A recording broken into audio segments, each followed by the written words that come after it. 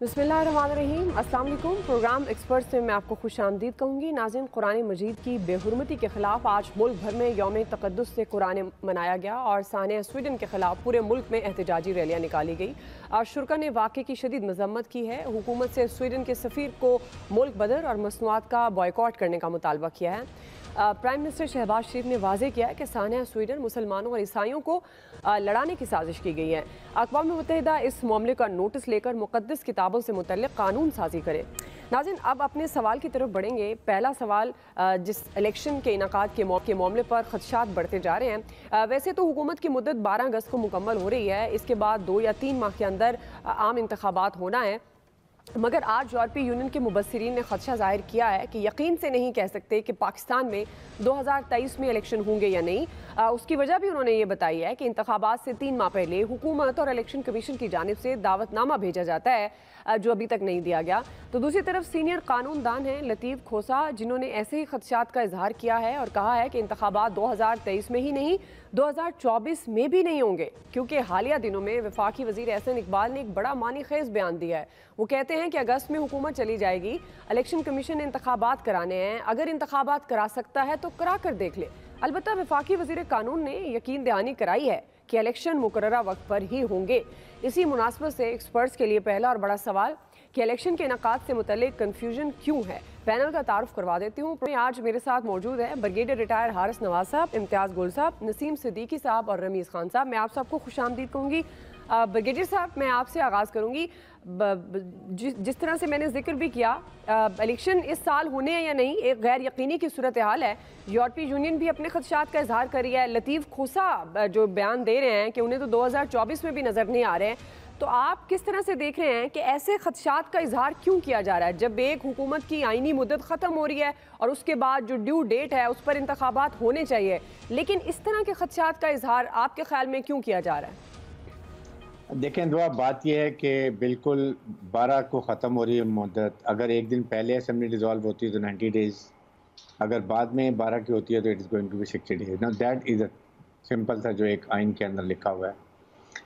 Issue ये है कि देखें, मुझे जो लोगों की अप्रीहेंशन है ना, वो इस वजह से हो सकती हैं कि जैसे कि पीडीएम की गवर्नमेंट के पास अपने आप को सेल करने के लिए दे नथिंग स्पेशल। जो आप कहते हैं जी, हमने आके 1.5 साल में हमने बड़ी अच्छी परफॉर्मेंस दिखाई है, हमने इन्फ्लेशन को डाउन किया है, आवाम को रिलीफ दी है, IMF वर्ल्ड बैंक में बड़े अच्छे टर्म पे अपने किया और आवाम को उसमें भी रिलीफ दे रहे हैं, फिर पैसा भी हमें डोनर कंट्री से आ रहा है, इन्वेस्टमेंट हो रही है, हालात सिक्योर हो जाएंगे। वो कोई ऐसी चीज़ें नज़र नहीं आती हैं।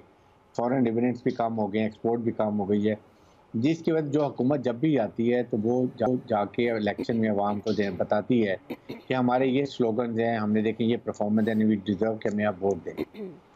लाइक वाइज पीपल्स पार्टी जो है, और फिर सब सारा बैगेज जो PMLN पर आ रहा है, जिससे कि प्राइम मिनिस्टर भी उनके थे, इंटीरियर मिनिस्टर भी उनके थे, फाइनेंस मिनिस्टर भी उनके थे।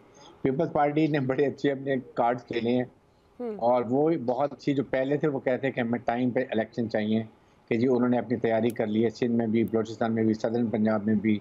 अब पंजाब में वो बैठ गए आके, जरदारी साहब रोक काफ़ी यहाँ भी कोशिश कर रहे हैं कि PTI के मेंबर टूट रहे हैं या किसी और पार्टी के टूटे हैं, they are going to grab electable भी लेना चाहते हैं ताकि पंजाब से वो 15-20 सीटें निकालना चाहें, जिससे उनको बड़ा आइंदा हुकूमत होगा। अब इशू ये है कि इस वक्त जो मुझे लगता है कि अगर इलेक्शन के डिले होंगे, वो एक ज़्यादा वो कनेक्टेड हैं मियाँ नवाज शरीफ के साथ। मियाँ साहब का क्या बनता है, कब आएंगे, कब वो इलेक्शन कैंपेन चलाएंगे, पार्टी को रिवाइव करेंगे, विदाउट इन पार्टी नथिंग, और उनके पास कोई बात भी नहीं करने के लिए। तो ये डिपेंड करता है कोर्ट्स पे कि उनके लीगल टीम कैसे काम करती है, कॉन्विक्ट हैं वो, he is not an accuse. Ishaq Dar की बात फ़र्क थी, he have to go to the jail, फिर वहाँ से अपने केसेस करेंगे। हालांकि उनको ये कर अभी पहले आ जाए, आगे सॉर्टिंग आउट करें अपने, नथिंग डिफिकल्ट, 2-3 हफ्ते में इनके मसले हल हो जाएंगे। अभी तो जो सारी चीज़ें में आप बेल फॉरन मिल तो जाती है, आपको लगता है कि अगर इनके मसले हल नहीं होते हैं तो फिर ये मामला डिले हो सकता है इंतखाब? फिर सेकंड देखें, एक वो सेंसिस की भी अभी रहती है कि एक डिजिटलाइजेशन उन्होंने नहीं की है, फिर उसके बाद उन्होंने अपनी डिलिमिटेशन नहीं हुई है, हल्का बदियाँ नहीं हुई हैं, वहाँ पे भी काम होता है। तो मेरे अपनी गट फीलिंग है कि ये नवंबर या मार्च अप्रैल में जाके इलेक्शन, वो दोनों में से दोनों ऑप्शन है, but honestly speaking election time पे होनी चाहिए। सही है जी। इम्तियाज़ गुल साहब, ये बात तो दुरुस्त है कि इंतखाबात वक्त पर होने चाहिए, लेकिन जिस तरह के खदशात तो तहफ़्फ़ुज़ात का इजहार किया जा रहा है, लतीफ़ खोसा तो कह रहे हैं कि 2024 में भी मुमकिन नहीं है, तो आपको लगता है कोई नया प्रेसिडेंट सेट होने जा रहा है? देखिए, मौजूदा इतनी यकीनी है इस मुल्क में कि उस पर सिर्फ हम अफसोस ही कर सकते हैं, चाहे सरदार लतीफ़ खोसा को ले लें या PTI को ले लें, खुद हुकूमती वज़रा को ले लें, कोई किसी को भी यकीन नहीं है कि इलेक्शन कब होंगे। ये तो ज़ाहिर है इस निज़ाम के जो असल करता धरता हैं उन्हें मालूम होगा कि इलेक्शन उन्होंने करवाने हैं या नहीं करवाने और कब करवाने हैं। और इंतहाई अफसोस की बात है, देखिए अब सबको मालूम होता है अमेरिका में इलेक्शन कब होते हैं, जर्मनी में हर 4 साल के बाद सितंबर का आखिरी इतवार के रोज होते हैं, कनाडा में हर 4 साल के बाद अक्टूबर के तीसरे हफ्ते में एक तारीख होती है, एक इतवार है या सोमवार है। हमारे मुल्क में आज तक ये नहीं मालूम हो सका कि केयर टेकर गवर्नमेंट जिसने आना होता है 90 दिन के लिए, अब 6 महीने होने को हैं और 6 महीने से मुझे लगता है कि खुदा डर ये लग रहा है कि 6 साल ही ना बन जाएं, क्योंकि यहाँ पे तो वो वेस्टेड जो हुक्मरान घराना है, हुक्मरान तब वो इतना सब मिल बैठते हैं और सिर्फ उनको एक ही खौफ है कि PTI को या इमरान खान को किस तरह न्यूट्रलाइज करे। और सारा खदशा यही है कि अगर इंतखाबात करवा दिए तो उन्हें बड़े पैमाने पे धांधली करवानी पड़ेगी, क्योंकि आम जो सेंटिमेंट है, आम जज्बात हैं लोगों के, वो नहीं हैं इस PDM के साथ या इनके जो दूसरे सहूलतकार हैं। तो उसमें अब इसी वजह से चाहे यूरोपियन यूनियन है, चाहे अब आपने देखो शायद की नज़रों से गुजरा हो कि आजम नज़ीर तारड़ साहब ने, हमारे जो वजीर कानून है, कैनेडियन कमिश्नर को ये यकीन दहानी कराई है कि नहीं इलेक्शन आज ही होंगे। यानी कितने एक अफसोस की बात है कि आप पे किसी को यकीन नहीं रहा कि आया इस मुल्क में इलेक्शन होंगे या नहीं होंगे।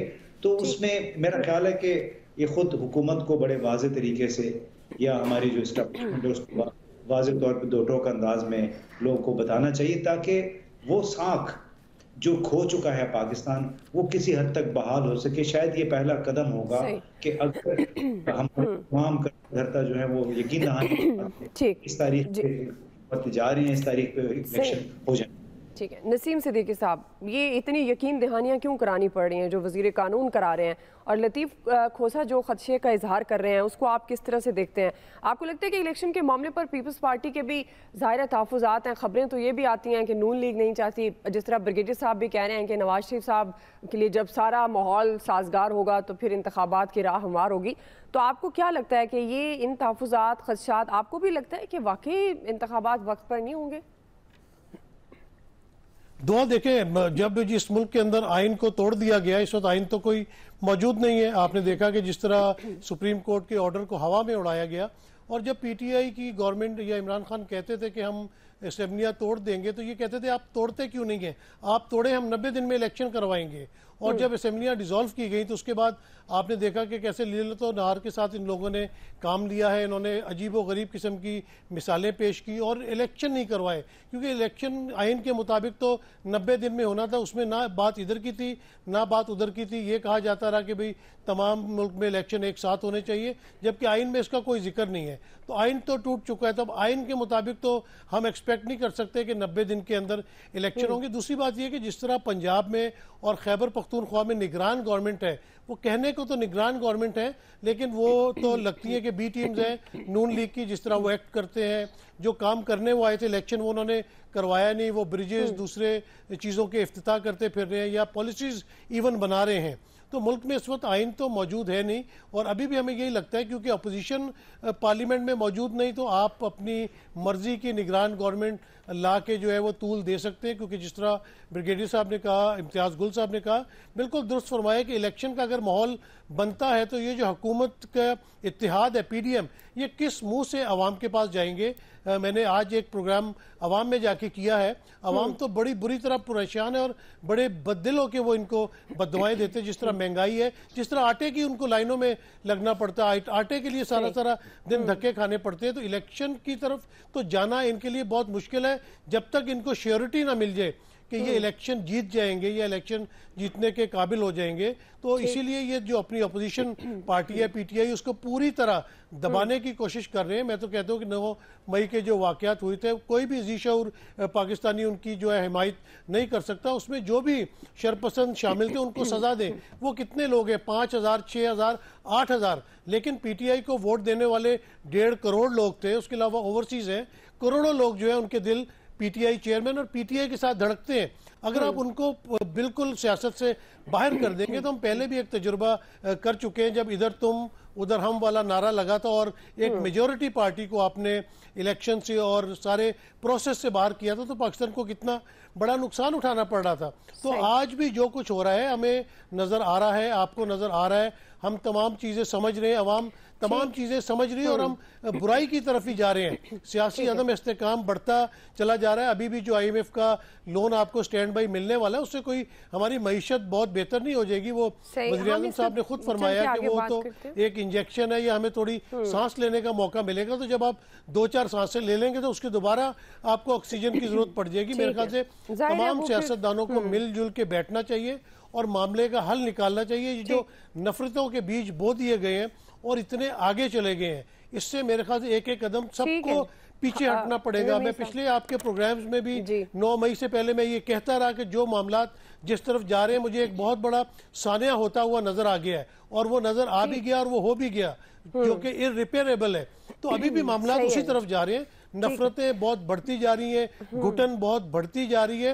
ये कौन सोचेगा? ये इन सियासतदानों को मिलजुल के सोचना। अगर नवाज शरीफ साहब बेकसूर है तो उनको पाकिस्तान फौरी तौर पे आ जाना चाहिए, और वो आके भले उनको जेल में डाला जाए। जेल में तो वो पहले भी रह चुके हैं, आए और अदालत के सामने पेश हो के भाई ये मामलात थे, आप फलां लाडला है, फलां की तो आप जमानत कर देते हैं, मेरे साथ क्या, मैंने क्या कसूर किया है? तो जब इस तरह के मामला चलेंगे, दुबई में डीलिंग हो रही है, लंदन में साजिशें तैयार हो रही है, तो पाकिस्तान आगे नहीं बढ़ सकता। पाकिस्तान के मामला पाकिस्तान के अंदर बैठ के तय करना चाहिए, क्योंकि पाकिस्तान को होने हैं तो नहीं हो पाएंगे। 2024 में भी कहा जा रहा है कि अब इंतखाबात होते हुए नजर नहीं आ रहे, तो ऐसे खदशात का इजहार क्यों? आपको लगता है कि इंतखाबात वक्त पर नहीं हो पाएंगे?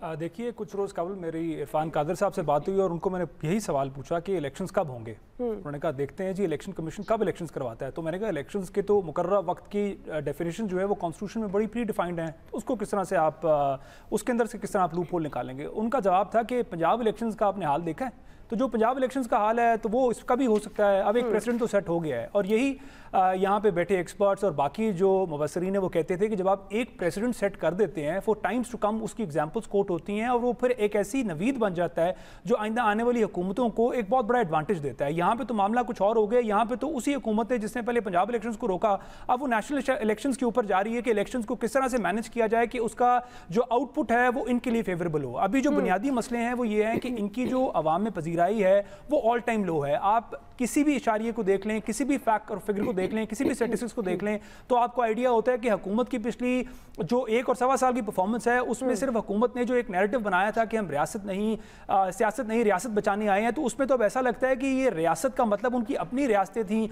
वो मियाँ साहब की जायदाद थी, वो इसहाक डार साहब की जायदाद थी, तो ये जायदादें और ये रियासतें तो उन्होंने बचा ली हैं। लेकिन जहाँ तक पाकिस्तान की रियासत का ताल्लुक है, तो मेरा ख्याल जितना कर्जा पिछले 1 साल में उन्होंने लिया है, और उसके बाद जो इन्फ्लेशन फिगर्स हैं, जो पावर्टी है, जो इसके अलावा आपकी SPI है, इसके अलावा आपके जो बिजली के निर्ख हैं, पेट्रोल के निर्ख हैं, इसके अलावा आपका जो डॉलर है, कहीं से देख के ये नहीं लगता कि इनका कोई प्लान था। सिर्फ बढ़के मारते हुए आए हैं ये कहकर के हम इकोनॉमी को ठीक कर देंगे। PM साहब ने कहा, शहबाज शरीफ साहब ने, कि मैं 6 महीने में इकोनॉमी ठीक कर दूंगा। पीपल्स पार्टी भी इसी किस्म के दावे थे, और लेकिन ये दावे करना अपोजिशन में बहुत आसान होता है, जब हुकूमत में आए तो दावे जो है उनके धरे के धरे रह गए। जहां तक बात यह है कि इलेक्शंस की, देखिए बात यह है कि इस वक्त पूरा लीग बनी हुई है जो ताकत में है, जिसमें खाली पॉलिटिकल पार्टीज नहीं है और भी स्टेक होल्डर्स हैं, वो एक रिक्वायर्ड रिजल्ट जाते हैं। तो वो जब तक रिक्वायर्ड रिजल्ट की एश्योरिटी उनको नहीं मिलती है, जब तक ये नहीं उनको अंदाजा होता कि पाकिस्तान तहरीक इंसाफ वाकईतन लोगों में अपनी जो मकबूलियत है वो खो गई है, क्योंकि पाकिस्तान तहरीक इंसाफ की मकबूलियत का अंदाजा आप यहाँ से कीजिए कि IMF की जो पाकिस्तान के रिप्रेजेंटेटिव हैं, IMF रिप्रेजेंटेटिव परवेज एस्तर जो हैं, उन्होंने जाके अब मुलाकात करनी है इमरान खान से। वो क्यों इमरान खान से मुलाकात करनी है? ताकि उनको एक एश्योरिटी मिले कि जो IMF का स्टैंड बाय अरेंजमेंट है उसको सारी पॉलिटिकल पार्टीज ओन करेंगी। इसका मतलब ये कहीं ना कहीं आपका जो डोनर है, जो मेन डोनर है, उसके अंदर भी ये कंसर्न है कि गोइंग फॉरवर्ड अगर कोई और पॉलिटिकल पार्टी हुकूमत में आती है तो क्या बात करते हैं आगे चलकर। हाँ, तो क्या ये जो कमिटमेंट्स इस हुकूमत ने की है उसको ऑन करेंगे कि नहीं करेंगे? ठीक है, बिल्कुल आपका पॉइंट आ गया। अब देखना ये है कि वाकई ये इलेक्शन साल है या आगे मामलात आगे तक जाते हैं या आईनी तरीके में जो मुद्दत है उसके मुताबिक इंतखाबात होते हैं। ये सियासी जमातें जो कि दुबई में फैसले भी हो रहे हैं, ज़ाहिर है इन्हीं मामलात पर सारी बातचीत हो रही है। एक्सपर्ट्स इस मामले पर क्या कहते हैं वो आपने सुन लिया है। ब्रेक ले लेते हैं, ब्रेक से वापस आएंगे। हम दूसरा बड़ा सवाल ये रखेंगे, इलेक्शन से पहले तहरीक इंसाफ के खिलाफ घेरा तंग, क्या पीटीआई को दीवार से लगाने की कोशिशें कामयाब हो पाएंगी या नहीं? राय लेते हैं ब्रेक के बाद।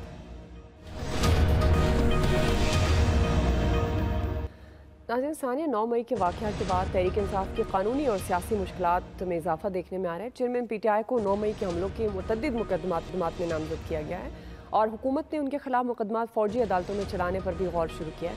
आज इंसदाद दहशतगर्दी अदालत ने मुकदमात में शामिल तफ्तीश न होने पर चेयरमैन पीटीआई पर शदीद बरहमी का इजहार करते हुए उन्हें तफ्तीश में शामिल होने का हुक्म दिया है। इसके साथ साथ 190 मिलियन पाउंड और तोशाखाना केस में भी चेयरमैन पीटीआई के लिए ज़ाहिर है ये दोनों खतरा बने हैं और ये अफवाहें भी गर्दिश कर रही हैं कि जल्द उन्हें गिरफ्तार कर लिया जाएगा और वो खुद भी सोशल मीडिया पर इस खदशे का इजहार कर रहे हैं। तो दूसरी तरफ पीटीआई पर पाबंदी लगवाने की कोशिशें भी जारी हैं। प्राइम मिनिस्टर के मुशीर और इमरान खान साहब के बड़े क्लोज समझे जाते थे ओन चौधरी, जिन्होंने गुज़श्ता रोज़ सुप्रीम कोर्ट में एक पिटीशन दायर की है जिसमें रियासत और मुल्की इदारों के खिलाफ सरगर्मियों की बुनियाद पर पीटीआई पर पाबंदी की इस्तदा की गई। ओन चौधरी ने अपनी दरख्वास्त पे वज़ीर दिफा ख्वाजा आसिफ के चीफ जस्टिस ऑफ पाकिस्तान के नाम 24 मार्च को लिखे गए ख़त को भी शामिल किया है, जिसमें ख्वाजा आसिफ ने लिखा था कि इमरान खान ने मुसल्लह अफवाज के आला अफसरान पर संगीन इल्ज़ामात लगाए हैं, लिहाजा चीफ जस्टिस इस मामले को अदलिया की सरबराह की हैसियत से ज़ेरे गौर लाएं। इसी से मुतल्लिक हमारा सवाल इम्तियाज़ गुल साहब, मैं आपसे आगाज़ करूँगी। चूँकि इलेक्शन से पहले जिस तरह से पाकिस्तान तहरीक इंसाफ टूट फूटार हुई, घेरा तंग होता हुआ नज़र आ रहा है, अब एक तो आप ये बताइएगा क्या आपको लगता है कि क्योंकि बार बार उसको अब एमक्यूएम से जोड़ने की कोशिश करते हैं, लोग बताते हैं कि जी जब उस वक्त हुआ था तब भी यही मामला थे, -1 की भी बातें होती हैं, तो आपको लगता है कि अगर बतौर पाकिस्तान तहरीक इंसाफ सियासी जमात की बात की जाए तो उसको दीवार से लगाने की कोशिश की जा रही है? और चेयरमैन पीटीआई का सियासी मुस्तकबिल आप क्या देख रहे हैं? क्या आपको लगता है गिरफ्तारी कि वो खुद भी इस खदशे का सोशल मीडिया पर इजहार कर चुके हैं कि गिरफ्तार हो सकते हैं क्योंकि मुकदमात पर मुकदमात हैं, अब तो करीबी साथी साथ छोड़ गए हैं, उनके वादा माफ गवाह भी बन गए हैं? देखिए, उसमें बड़ी एक मैं सब कहता हूँ मज़ाक़ खेज़ सी सूरत हाल है।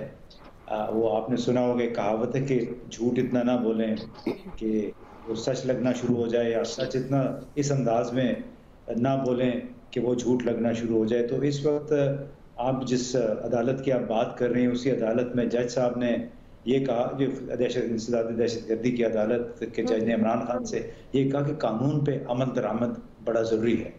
तो मेरा सवाल उनसे ये है कि क्या जज ने सिर्फ वो जो एक इंतहाई करप्ट पुलिस के हाथों बनी हुई चार्जशीट और FIR होती है, उसके बुनियाद पर उनके सामने जो केस आता है सिर्फ उसको देखना होता है, या जजों ने मुल्क के मारूजी हालात को भी देखना होता है?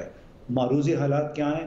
पुलिस आपकी करप्ट है, हुकाम आपके करप्ट हैं, और एक बिल्कुल मुकम्मल साफ एक मंजरनामा है जिसमें PTI, इमरान खान, उनको दीवार के साथ लगाने की भरपूर कोशिश हो रही है, होती रहेगी, और इंतखाबात में भी इंशाअल्लाह PTI को वो मौका नहीं मिल सकेगा जिसकी हम और आप अभी भी उम्मीद कर रहे हैं, क्योंकि मंसूबा तो बिल्कुल वाज़ेह है कि अगर इलेक्शन हुए, जब भी हुए, वो इस जमात, हो सकता है इस जमात को चंद लोगों को इलेक्शन में हिस्सा लेने का मौका मिल जाए ताकि ये फिर बैरूनी दुनिया को बता सके कि हमने तमाम सियासी जमातों को इसमें शिरकत की इजाज़त दी थी।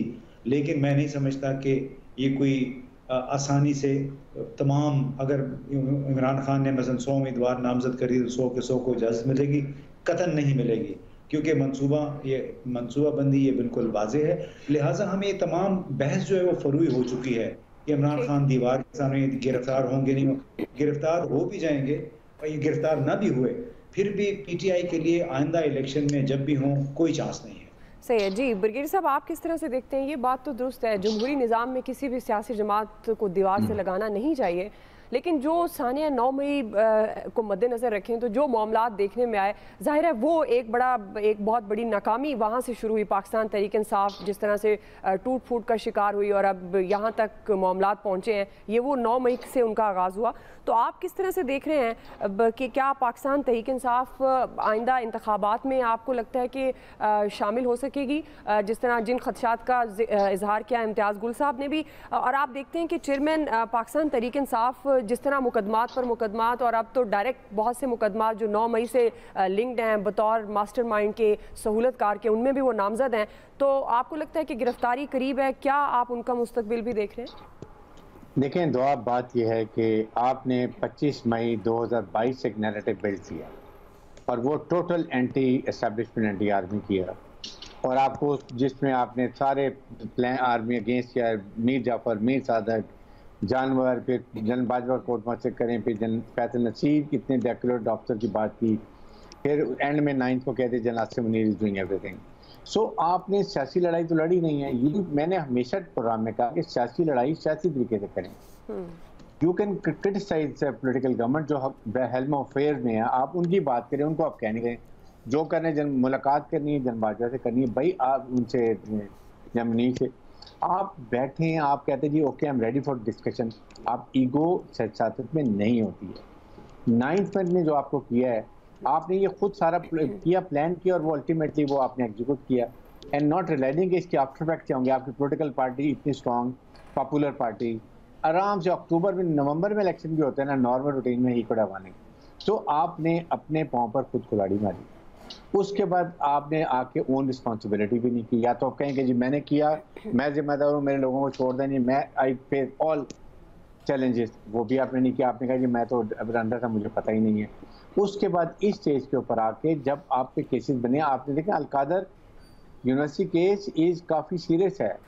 मैं नैब थोड़ा सा तो मुझे मालूम है इसके बारे में। तोशा खाना के वो केस भी उनके ऊपर है, फॉरेन फंडिंग की केसेस हैं, फिर आप इतने केसेस बन गए। आपने कभी सोचा कि ये आप मेरे कैंटोनमेंट सेंचुरी में जाके आप कितना बड़ा नुकसान कर रहे हैं, कितना सिक्योरिटी रिस्क था। अगर खुदा न खास्ता 9 मई को आर्मी रिस्ट्रेन ना करती और खुदा न खास्ता क्लैश हो जाता, आप सोचें, thing would have gone more verse. और वो एक इंडिया को, हमारे असली दुश्मन को क्या मौका मिलना था कि फौज और अवाम को लड़ा दो और फौज को कमज़ोर करो, उसके बाद फेडरेशन ऑफ पाकिस्तान को कमज़ोर कर दो। तो अल्लाह ने वो बचा लिया। तो ही शुड रियलाइज हर जगह पर ईगो सियासत में नहीं हो सकता। दैट इज व्हाट आई से कि नाउ इज द टाइम। अभी भी आप तो खैर इट्स वेरी लेट नाउ। अगर फौजी अदालत में होता है, कहीं होता है, केसेस देखें एक ही तरीका होता है, सिर्फ ये एक्सपीराइट होता है और ऐसी कोई बात नहीं है। सारे आप रेमेडीज आपके पास हाई कोर्ट, सुप्रीम कोर्ट के, तो नाउ यू हैव टू सी कि कैसे जा रहे हैं। आपकी पार्टी में लोग खुद छोड़ रहे हैं, आपके पॉलिटिक्स में इतनी स्ट्रेंथ होनी चाहिए कि स्टे करें, सस्टेन करें प्रेशर को, बजाय कि हम निकलते जा रहे हैं। यही हमारे पॉलिटिक्स की, आप मर्जी से जा रहे हैं, कोई नोबडी कैन पुश यू कि आप करके जाएं। तो आई थिंक ये चीजें इन हालात में। जी इम्तियाज साहब, आप कुछ कहना चाहें? जी मैं ये कह रहा था कि बस इमरान खान पे सिर्फ शराब फरोशी के, जुए के, मनी लॉन्ड्रिंग के और रेप के इल्ज़ामात नहीं लगे, बाकी सब लग गए हैं। तो ब्रिगेडियर साहब इतना नहीं कीजिए। आप समझते हैं कि जितने भी केसेस बने हुए हैं क्या वो लेजिटिमेट हैं? यानी इस तरह हमें बिल्कुल 9 मई को हुआ वो अफसोसनाक वाक़यात थे, नहीं होने चाहिए थे। लेकिन आप समझते हैं कि एक साबिक वज़ीर आज़म को अब कोई आपके हाथ को पकड़ ले, मरोड़ता रहे, गलत मरोड़ रहा है, और फिर आप कहें कि चूंकि आप मान नहीं रहे लिहाजा हम मरोड़ते रहेंगे। अब क्या पार्टियां टूटने की बात कर रहे हैं, पीटीआई के छोड़ने की बात, इस तरह नहीं करना चाहिए। You have to be a little factual as well. हम सब एक सोच रखने वाले लोग हैं, लेकिन हमें इस हद तक नहीं जाना चाहिए कि जब जहां पे तमाम निज़ाम अपनी तमाम साख से महरूम हो जाए। ठीक जी, रमीज साहब आप किस तरह से देख रहे हैं पाकिस्तान तहरीक इंसाफ के खिलाफ जिस तरह घेरा तंग हो रहा है? तो आपको लगता है कि अगर इमरान खान, क्योंकि ये बातें तो ज़ाहिर है आप ज़ुबान ज़द-ए-आम है, माइनस होते हैं या वो इलेक्शन में हिस्सा नहीं ले पाते हैं या उनको चेयरमैनशिप छोड़नी पड़ती है, तो कौन पाकिस्तान तहरीक इंसाफ को आगे लेकर चलेगा और आइंदा इंतखाबात में क्या फ्यूचर होगा? और ख़ास तौर पर चेयरमैन पीटीआई आप देख रहे हैं कि जिस तरह उन पर मुकदमात हैं वो गिरफ्तार हो सकते हैं? देखिए, इसमें दो मुख्तलिफ बातें हैं। सबसे पहली बात तो ये है कि इस वक्त हमने पंजाब में देखा है कि एक केयर टेकर सेटअप लाया गया और उससे फिर जिस किस्म की चीज़ें चाहते थे वो लोग वो करवाई गई। उसमें लाहौर के अंदर सेक्शन 144 लगाया गया जिसका इतलाक पूरे डिस्ट्रिक्ट लाहौर में होता है, लेकिन उसका इतलाक सिर्फ जमान पाक के इर्द गिर्द हुआ। उसमें इनकी रैलीज को रोका गया, उसमें इनके घर पे इस तरह का हमला कराया गया एक रेड की सूरत में कि इनके गेट तक तोड़ दिए गए। तो बहुत सारे ऐसे काम हमने देखे हैं केयर टेकर हुकूमत पंजाब के अंदर कि जिससे हम ये एक्सपेक्ट कर सकते हैं कि अगर इसी किस्म की कोई मर्जी की कोई सेटअप सेंटर में ले आए तो शायद ये जो बाकी मानदा काम है वो उनसे करवा सकते हैं। और जहाँ तक बात एक बिलखुसूस वाक़या 9 मई की है तो उसकी कंडेमनेशन तो बहरहाल हम करते हैं, हर प्रोग्राम में करते हैं, लेकिन ये कहना कि उस दिन अगर रेजिस्ट करते तो क्या सूरत हाल होती। तो मैं तो सिर्फ लाहौर और लाहौर के डायनामिक से वाकिफ़ हूँ कि जब ये लिबर्टी से चला तो लिबर्टी से चलते हुए इन लोगों ने रस्ते में जो टफ टाइल की ईंटें हैं उनको तोड़ के हाथ में पत्थर बनाया और रस्ते में जो दरख्त आए उनको तोड़ के छड़ियाँ बनाई। तो उनके मुकाबले पे आपने क्या ऐसा रिएक्ट करना था कि ब्लड शेड होना था, क्या ऐसा रिएक्ट करना था कि मामला खराब होने थे। देखिए ये बातें एक नैरेटिव बना दिया। मेरी सुनिएगा, बात सुनिएगा, इसको डिफेंड नहीं कर सकते। नहीं, इसको डिफेंड करने की बात नहीं है, ये कहना कि जी उसको रिएक्ट करते तो पता नहीं क्या हो जाता। देखिए बात ये है कि मैंने एक नहीं दर्जनों मॉब्स कवर किए हैं, उन मॉब को पुलिस को कंटेन करना आता है। ये इतना मॉब नहीं था जिसको पुलिस कंटेन नहीं कर सकती थी। और अभी बाद में बताया गया कि जनाब ये पहले से इनको पता था, तो पहले से पता था तो कहां थी पुलिस की कंटेंजेंट, कहां रोका। देखिए मल्टीपल पॉइंट्स पे इनको रोका जा सकता था, पुलिस के पास ये सारी स्ट्रैटेजीज अवेलेबल हैं। पुलिस का मेरे ख्याल एक अच्छा समझदार एसपी भी इसको रोक सकता था। तो ये बहरहाल ये एक गलत इंटरप्रिटेशन है। लेकिन बहरहाल मैं ये नहीं कहता कि वाकया जो हुआ ठीक था, वो वाकया गलत था, उसके खिलाफ जो कार्रवाई है होनी चाहिए। लेकिन उस कार्रवाई के जुमरे में आप जियो फेंसिंग में जिसको आए उठा लें, ना ये देखें घर है, ना ये देखें चार दीवारी है, ना ये देखें बच्चे हैं, ये बहरहाल दिस इज कंडेम्ड। लेकिन वो उसको पहले उस पर स्टेज पर छोड़ भी रहे हैं, जिसके खिलाफ वाज़ेह सबूत हैं उसको फिर आगे उनमें लेकर चल रहे हैं 9 मई। देखिए उठाते क्यों है, देखिए ये पुलिस स्टेट नहीं है। अगर आपका कानून अवेलेबल है जी, अगर कानून अवेलेबल है तो इस बुनियाद पे कि आप वहां के करीब करीब एरिया से गुजरे, आपको उठा लें, आप एफआईआर करें, एफआईआर करने के बाद अरेस्ट वारंट लेके आए, उठा लें। ये क्या तरीका हुआ कि आप एक बंदे को उठाने जाएं 10 उठा लें और बाद में जब 9 को छोड़ें तो हर बंदे से फर्दन पैसे लें, जो यहाँ पे हुआ है। और ये वाकया कुछ अरसा रुक जाइए, ये बहुत सारी कहानियां लाहौर से, कराची से, बाकी जगहों से निकलेंगी जो आपको पता लगेगा। Coming back to Imran Khan and Imran Khan की पार्टी, देखिए बात यह है कि इमरान खान की टोटल पॉलिटिकल पार्टी का वोट बैंक का इन्हिसार इमरान खान की अपनी पॉपुलैरिटी और अपने रेटरिक के ऊपर है। अगर तो इमरान खान का ताल्लुक पीटीआई से रहता है और वो पीटीआई में रहते हैं और पीटीआई कायम रहती है इमरान खान के पीछे, तो शायद चीजें इमरान खान अगर पॉलिटिकल स्पेस दी जाए तो शायद सूरत हाल कुछ और होगी, जिसके चांसेस जिस तरह इम्तियाज गुल साहब ने कहा कि वो मिलती नजर नहीं आ रही है। अगर -1 के फॉर्मूले पे जाएंगे तो फिर Imran Khan PTI no PTI will not make any difference. जी ब्रिगेडियर साहब, मेरा एक पॉइंट है कि देखें पुलिस की बिल्कुल गलती है, आई नेवर डिफेंड इट, लेकिन बात यह है कि इसके साथ आप ये देखें कि आपको क्यों जरूरत पड़ी कैंटोनमेंट जाने की। आप अपने लोगों को कहें और पूरे पाकिस्तान के मुख्तलिफ शहरों में दे दें, लिबर्टी चौक पे धरना दे दें, आप माल रोड पे रैली निकालें, आप पुरअमन कर लें, लोगों को वार्न करते थे कि जी nobody will take law into the hand, तो आज इनके ऊपर कोई प्रॉब्लम ना आ रही होती। ये इशू थे जिसकी जो सियासी लड़ाई सियासी लड़ते, आपके पास कितने ऑप्शन है गवर्नमेंट साइड पे जाने के, that is what I am saying, that's the reason. You're absolutely right, लेकिन इसके अंदर हम एक और चीज भी इक्वेशन में ऐड करनी है कि ये रेहेट्रिक 2017 से बनाया जा रहा है। ये इल्जामात का सिलसिला एस्टैब्लिशमेंट के ऊपर 2017 से लग रहे हैं और उससे पहले इतना स्वेयर नहीं था ना नवीज, आप इसको डिफेंड नहीं है। चीजों का बिल्डअप होता है, एक चीजों का बिल्डअप है, आप बिल्डअप वहां से स्टार्ट हुआ, उन्होंने तो फिर ये सब नहीं किया ना जिन्होंने बिल्ड किया, जहां आप इशारा कर रहे हैं। फिर उसके बाद फिर पीटीआई ने किस तरह से जहर घोला और उससे पहले वाकया पेश है। मरियम नवाज के रैली में कौन-कौन से नारे लगते रहे वो भी लोगों को, लेकिन ऐसा कुछ नहीं हुआ ना कि आप हसास तंसीबात पर, मेरा ख्याल है आप हसास तंसीबात पर शर्पसंदों को भेज दें एस्टैब्लिशमेंट के खिलाफ। नहीं रमीज, हम आगे बढ़ेंगे क्योंकि इस पर कोई जस्टिफिकेशन नहीं है कि आप चंद लोगों को ट्रेन करें और उसको हसास तंसीबात जिस पर आपका दुश्मन खुश हो, इस पर कोई जस्टिफिकेशन नहीं है, इसको डिफेंड नहीं करना चाहिए। जहां पर एक सियासी जमात की बात है वो बिल्कुल दुरुस्त बात है, जो झूठे मुकदमात उन पर पहले बनाए गए, जो सियासी मुकदमात बनाए गए, सियासी इंतकाम का निशाना बनाया जा रहा है, वो एक अलग मैटर है। लेकिन अगर हम इन तंसीबात को जस्टिफाई करना शुरू कर दें कि इस पर अगर ये गलत नहीं हुआ या इस पर कोई प्लानिंग नहीं है तो ये बिल्कुल गलत होगा। नसीम सिद्दीकी साहब, आप किस तरह से देख रहे हैं पाकिस्तान तहरीक इंसाफ, जिस तरह इम्तियाज़ गुल साहब भी कह रहे हैं, ज़ाहिर एक सियासी जमात है, इंतखाबात में उसको शामिल होना चाहिए और फुल स्ट्रेंथ के साथ होना चाहिए। आपका जिन लोगों के साथ मामलात हैं आप उनको सज़ा दें और वाकई ऐसी सज़ा हो कि आइंदा इस तरह के वाक़यात पेश ना आए। तो आप किस तरह से देख रहे हैं, क्या आपको भी लगता है कि पाकिस्तान तहरीक इंसाफ को बतौर सियासी जमात आइंदा इंतखाबात में दीवार से लगाने की कोशिश की जा रही है? दुआ, आपने बहुत ही अच्छा और अहम सवाल पूछा है। कुछ मैंने तारीख में पढ़ा, कुछ अपने स्कूल दौर में चीज़ें देखी, बाकी लाइफ में देखी। ये हमें समझना पड़ेगा, जो हमारे मुल्क के करता धरता है उनको देखना पड़ेगा कि माजी से हमने सबक सीखना है या नहीं सीखना। मैं बार बार एक जो वाक़या हुआ उसकी मिसाल नहीं देना चाहता, लेकिन 1970 में क्या हुआ, एक जमात ने मेजॉरिटी ली लेकिन आपने उसको इक़्तिदार नहीं दिया, उसका नतीजा क्या निकला। उसके बाद 1977 में आप देखें कि रिग हुए, भुट्टो साहब ने इलेक्शन रिग करवाए, उसके मुकाबले में जिनकी अक्सरियत थी, जिनको सीटें मिलनी चाहिए थी, जब नहीं मिली उसका रिएक्शन क्या आया, मार्शल लगा, एक मुंतखब वज़ीर-ए-आज़म को फांसी लगनी पड़ी। उसके बाद आपने पीपल्स पार्टी के खिलाफ IGI बनाई, उसको पैसे भी दिए गए। वो बड़ी लंबी बात हो जाती है कि किस तरह मैनिपुलेशन होती है पार्टीज के खिलाफ। फिर आपने पीपल्स पार्टी तोड़ी, पीपल्स पार्टी के ऊपर दहशतगर्दी का इल्ज़ाम लगा, अल-जुल्फ़िकार तंजीम बनी, तैयारा अगवा हुआ, उसमें मर्डर्स हुए, कहाँ तक नहीं लेके गए। लेकिन फिर आपने देखा कि कमबैक हुआ पीपल्स पार्टी का।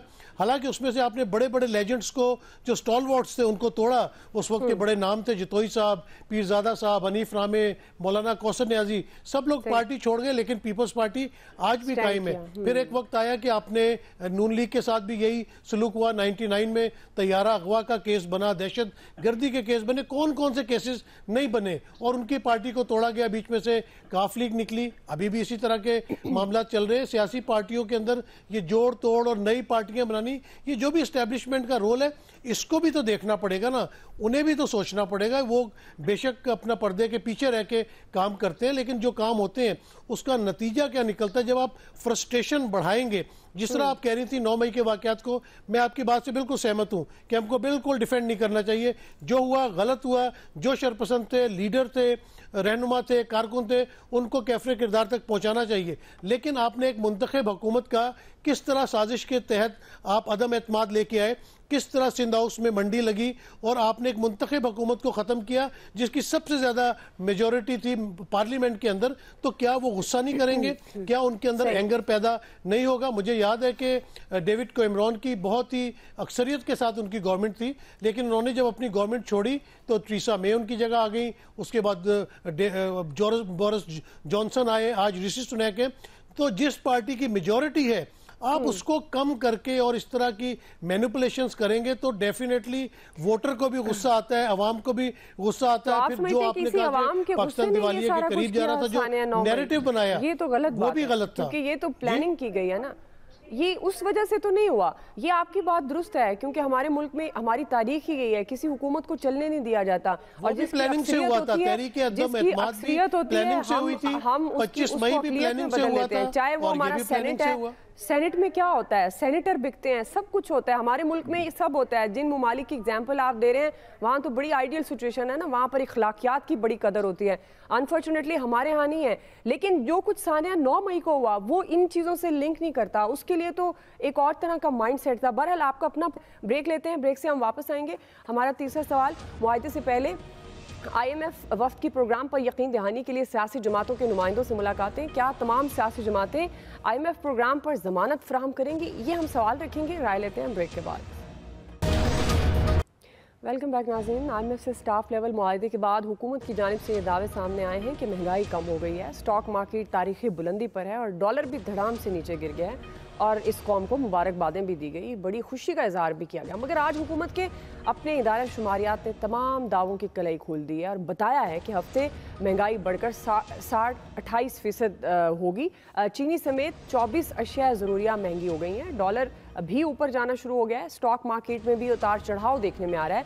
साथ ही IMF के खदशात भी सामने आना शुरू हो गए हैं। गुज़श्ता रोज़ सप्लीमेंट्री ग्रांट पर एतराज़ उठाया गया। आज फिर IMF ने बैरूनी फाइनेंसिंग के लिए 6 अरब डॉलर की यकीन दहानी मांग ली है। 12 जुलाई को होने वाले एग्जीक्यूटिव बोर्ड इजलास से पहले IMF वफ्द ने सियासी जमातों के नुमाइंदों से भी मुलाकातें शुरू कर दी हैं। चेयरमैन पीटीआई से भी आज मुलाकात की जा रही है। पीपल्स पार्टी और नून लीग के नुमाइंदों से भी मुलाकातें होंगी। IMF के मुताबिक मुलाकातों का मकसद इंतखाबात से पहले प्रोग्राम पर हिमायत की यकीन दहानी लेना है। इसी से मुतालिक सवाल रमीज साहब मैं आपसे आगाज़ करूँगी। जिस तरह से मुआहदे से पहले IMF वफ़द की प्रोग्राम पर यकीन दहानी लेने के लिए सियासी जमातों के नुमाइंदों से मुलाकातें हैं, हमाद अज़हर साहब की ट्वीट भी आपकी नज़र से गुजरी होगी। क्या आप समझते हैं कि तमाम सियासी जमातें IMF प्रोग्राम पर ज़मानत फराहम करेंगी? देखिए, तमाम तो शायद ऑलरेडी ऑन बोर्ड हैं। सिर्फ एक पॉलिटिकल पार्टी है जिसका नाम पाकिस्तान तहरीक इंसाफ है, जिसकी उनको श्योरिटी चाहिए कि वो अगर हुकूमत में आती है, जिसके इम्कानात कम हैं, तो वो कोई चेंजेस नहीं लेकर आएगी। इसके अलावा देखिए, बात यह है कि इकॉनमी का जो हमारे हाल है, जो जिस तरह अभी आपने बताइए मैं कहा, तो मूडीज़, फ्लिंच, IMF जिसकी रिपोर्ट आप पकड़ लें, वो आपको यही वार्न कर रहा है कि जनाब ये 2-3 दिन खुशियाना बनाएं। असल जो चीज़ें हैं जो आपके सामने आने वाली है, जितनी आपकी बोरिंग है, ये मामला दोबारा इकोनॉमिक अनस्टेबिलिटी की तरफ जाएगा। और हुकूमत ने जो हमारा बजट डिज़ाइन किया है, उससे तो बिल्कुल कतई ये अंदाज़ा नहीं होता कि हुकूमत को मामले की संगीनी का कोई आइडिया है। क्योंकि अगर आप सिर्फ बोरिंग देखें तो हमने पिछले 11 महीनों में ऑलमोस्ट अपने कर्जे में 11.13 ट्रिलियन का इजाफा किया है, जो तकरीबन 22% के करीब है। 22% अपने अपने कर्जों में इजाफा कर दिया है, जिसका मतलब है रोजाना की बुनियाद पे हम तकरीबन 33 बिलियन का इजाफा कर रहे हैं अपने कर्जों में। तो इस सूरत हाल में पाकिस्तान के लिए फ्यूचर किस तरह को ब्राइट हो सकता है? जी ब्रिगेडियर साहब, देखें, बात यह है कि ये खासतौर पर IMF वर्जन पहले भी ये हुकूमत से कह रहा था कि जी आप पॉलिटिकल कंसेंसस करें, मशवरा करें, लेकिन क्योंकि टाइम कम रह गया, गवर्नमेंट अवॉइड करे, दे नेवर वांटेड कि सारी जो डिस्कशन है उनको पता चले, खासतौर पे PTI को। इसलिए अब अल्टीमेटली IMF का जो रिप्रेजेंटेटिव है, they are going to meet all the political parties, और वो आज नेशनल PTI चेयरमैन से मिलेंगे। देखना ये कि इससे महंगाई तो और बढ़नी इसलिए है कि जो 212 रुपए अरब के टैक्स लगे हैं, उनका टिकरिंग इफेक्ट तो आएगा, सारी चीजें महंगी हो जाएंगी, इन्फ्लेशन बढ़ेगी आपकी, उसके cost of production, commodity item बढ़ जाएंगी, ट्रांसपोर्टेशन, डीजल बढ़ जाएगा, तो इससे बहुत ही नुकसान होगा। यही वजह है जो मैं कहता हूँ कि PTI PDM गवर्नमेंट खास और PMLN के पास इलेक्शन के लिए कोई ऐसा स्लोगन नहीं है जिसमें वो आवाम के पास जा सके। जाके देखो गोन बाय द बोर्ड। ठीक है जी, बल्कि सर टाइम पहले से भी कम हो गया हमारे पास, तो क्विकली मैं दीगर एक्सपर्ट्स को भी शामिल कर लूँ। जी इम्तियाज गुल साहब, मैं सिर्फ ये कहूँगा कि बार बार शहबाज शरीफ साहब और आसिफ अली जरदारी साहब जो चार्टर ऑफ इकोनॉमी की बात कर रहे हैं, IMF वाले भी उसी चार्टर ऑफ इकोनॉमी की बात कर रहे हैं, और उसके लिए सियासी इत्तेफाक राय बड़ा जरूरी है, और वो सियासी इत्तेफाक राय PTI को शामिल किए बगैर, उसके खिलाफ इस वक्त जो जारी मुहिम है वो खत्म किए बगैर मुमकिन नहीं होगा। जी नसीम सिद्दीकी साहब, देखिए, चार्टर इकोनॉमी में तो ये होना चाहिए कि जो जो पाकिस्तान से दौलत लूट के बाहर के मुल्कों में ले जाएगी उसको वापस लाया जाए, करप्शन के ऊपर नज़र रखी जाए, और पाकिस्तान में जो आमदनी है उसको कैसे इंक्रीज करना है इसकी भी प्लानिंग होनी चाहिए। टैक्स कलेक्शन, हमारे मुल्क में टैक्स चोरी बहुत ज्यादा, करप्शन बहुत ज्यादा, इसके ऊपर कुछ भी नहीं होता। आप देखिए, नसीम साहब, वक्त खत्म हो गया। आप सबका बहुत शुक्रिया आज के एक्सपर्ट से, इतना ख्याल रखिए, अल्लाह हाफ़िज़।